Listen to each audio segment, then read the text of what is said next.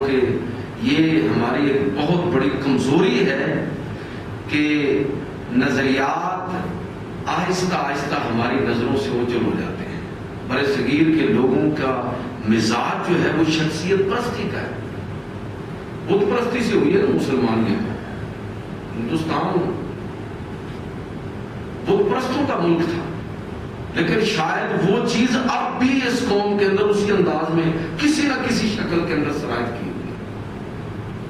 آپ اندازہ فرمائیں کہ اللہ کے رسول صلی اللہ علیہ وسلم کی شخصیت رول ماڈل ہے۔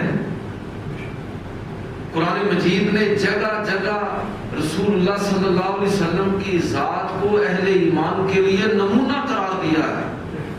حضور کی اطاعت کو اللہ نے اپنی اطاعت قرار دیا ہے۔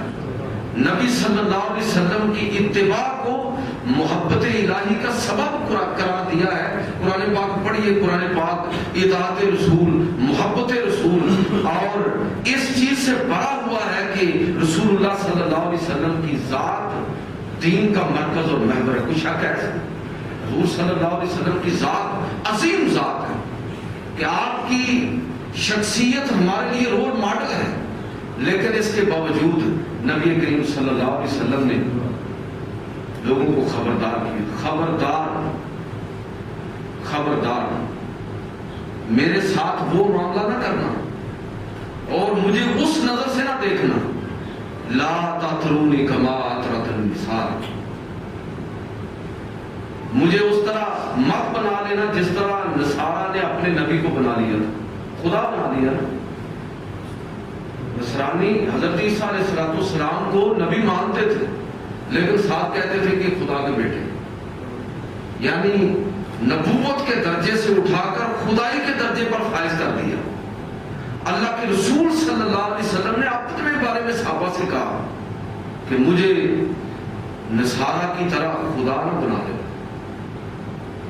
میری پوجا کرنے لگوں، مجھے سجدے کرنے لگوں، مجھے خدا سمجھنے لگوں، بلکہ بار بار تلقین فرمائی، تعلیم دی کہ میں اللہ کا بندہ ہوں اور اللہ کا رسول، یہی منصب ہے میرا۔ شخصیت پرستی جس طرح عیسائیوں کے اندر تھی اس انداز میں ممانعت کر دی کہ ایسی شخصیت پرستی نہیں ہوگی۔ اور آپ خلفائے راشدین کے خطبے نکال کر پڑھی، تاریخ کی کتابوں کے اندر موجود ہیں، کس طرح ان لوگوں نے اپنی ذات کی نفی کی اور بار بار لوگوں کو کہا ہے۔ ہر خلیفہ کا پہلا خطبہ قریب اسی مفہوم کا ہے کہ اے لوگوں، اگر میں تمہیں قرآن و سنت کے مطابق تمہاری رہنمائی کروں تو میری اطاعت کرو، اور اگر میں اس راہ سے ہٹ جاؤں تو تم پر میری اطاعت لازم نہیں ہے۔ اور پھر دیکھیے کہ آگے لوگوں نے کہا کہ اگر آپ قرآن و سنت کے مطابق نہیں چلیں گے تو ہم آپ کو سیدھا کر دیں گے۔ وہ خطبات پڑھیے اور واقعات پڑھیے کہ کبھی تو کوئی شخص اٹھا ہے اور اس نے کہا کہ میں تلوار سے سیدھا کر دوں گا، کسی نے کہا کہ میرے پاس نیزہ ہے، اس سے آپ کو سیدھا کر دوں گا، میرے پاس ڈنڈا ہے، اس سے میں آپ کو سیدھا کر دوں گا۔ یہ کیا ہے کہ اس امت کو، اس قوم کو تربیت اور تعلیم یہ دی گئی ہے کہ اپنے لیڈروں کو، اپنے رہنماؤں کو خدائی کے درجے پر فائز نہیں کرنا۔ کئی لوگ کہہ رہے ہیں نا کہ جی نام لے کر میں بات کرتا ہوں کہ جی الیکشن میں کامیابی کے بعد عمران خان کا امتحان شروع ہو گیا۔ بھائی عمران خان کا امتحان نہیں شروع ہوا، ہمارا امتحان شروع ہو گیا، ہمارا امتحان شروع ہو گیا۔ ہم نے ایک پارٹی کو، اس ملک کے لوگوں نے اپنی رائے کا اظہار کرتے ہوئے ایک پارٹی کو ووٹ دیے، اب ہم اپنے اس ووٹ کی، اپنی رائے کی حفاظت کریں گے، ہم سیدھا کریں گے ان لوگوں کو جو ہمارے ووٹ کے تقدس کو پامال کریں گے، اس لیے کہ یہی تربیت ہمیں اللہ کے رسول نے دی ہے، یہی مدنی ریاست کا بنیادی نقطہ ہے، یہی خلفائے راشدین کے ابتدائی خطبات کا بنیادی جوہر ہے کہ لوگوں کے اندر حق پسندی کا جذبہ اتنا طاقتور ہونا چاہیے کہ وہ شخصیت کی پوجا نہ کرے بلکہ اصول اور نظریے کی بات کرے۔ یہ معمولی بات نہیں ہے۔ اگر ہماری قوم کو یہ بات سمجھ آ جائے تو یقین جانیے کہ جس وعدے پر لوگ ہمارے پاس آتے ہیں، جس منشور کا اعلان کر کے لوگ ہم تک پہنچتے ہیں، پھر جب ہم تقاضا کریں گے کہ اب بات کیجئے اس منشور کی، اب بات کیجئے ان وعدوں کی جن وعدوں پر ہم نے آپ کو اپنی نمائندگی کا حق دیا ہے، تو مجھے یقین ہے کہ آپ تبدیلی آئے گی، یہ تبدیلی آئے گی، اس سے تبدیلی نہیں آئے گی۔ ووٹ دے کر تبدیلی آنے والی نہیں ہے۔